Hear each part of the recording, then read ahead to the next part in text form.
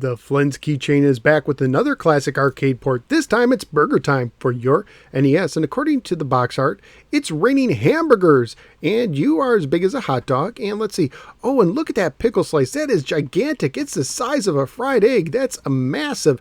All right, let's go ahead and take Burgertime. Let's pop it in my NES and see how it holds up today. Let's go to the game. Burgertime was published by Data East and was released in 1987. It is based on the 1982 Data East classic arcade game. It also made a cameo in the Antique Store in Back to the Future 2.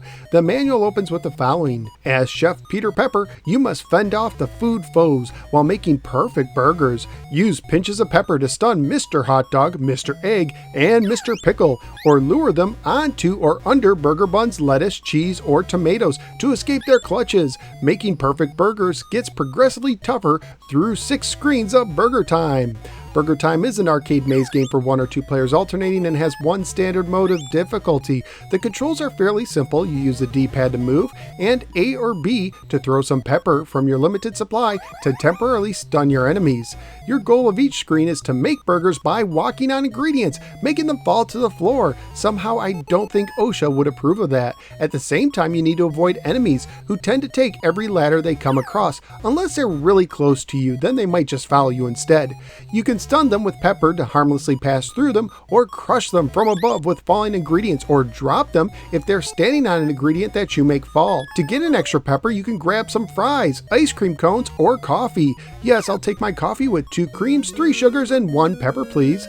The manual doesn't mention the scoring, but this seems to copy the scoring of the arcade version, where you get 50 points every time an ingredient falls a level. When an enemy is on an ingredient that you drop, you get 500 points for the first enemy, and that score doubles for every successive enemy on the same ingredient. In addition to the points, ingredients will drop 2 extra levels for every enemy that's on them. If you crush a hot dog from above with an ingredient, you get 100 points, 200 points for crushing the pickle, and 300 points for crushing the egg.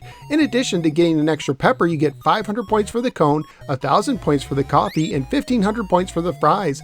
You gain an extra life every 20,000 points. Graphically speaking, the game looks decent for an NES port, and for the most part, the sounds and music do the game justice, but the end of level music seemed a little off to me, just enough to really bug me.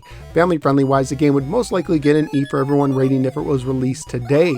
At the time my research on eBay including shipping, loose copies were going for $10 to $20, complete copies were going for $26 to $45, and new copies were selling for $212 to $259. So what did I think of Burgertime? Let me start out by saying that Burgertime on the Intellivision is one of my favorite games of all time, so I was really looking forward to the NES version. However, this version has 2 things going against it. The first thing is it starts out really hard, and I found that just getting through a few of the screens is a really big chore. Some difficulty options would have been really nice. Secondly, you need to be lined up almost perfectly to get on and off ladders. There are many times I lost a life simply because Peter Pepper did not go where I wanted him to go. If the controls were just a little bit more forgiving, it would have eliminated a lot of the frustration and helped me enjoy this version more.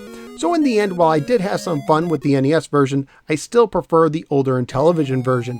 So where am I going to rank Burgertime? Somewhere in the low 20s. I do like Pinball more at 28, but I will put this over Akari Warriors at 29. So out of the 52 NES games I've now ranked, Burgertime is dropping like a beef patty into the 29th position. Burgertime on the NES is an okay port, but it could have been better. I recommend trying the Intellivision version instead. But that is only my opinion. What do you think? Let me know in the comments below. At this time, I'd like to give a massive thank you to friend of the show Willie from Arcade USA on YouTube for gifting me this copy of Burgertime. Thank you, Willie. If you like my show, you should also check out Arcade USA. Please like, share, and subscribe. Follow me both on the Facebook and the Twitter, and check out some of my many other videos.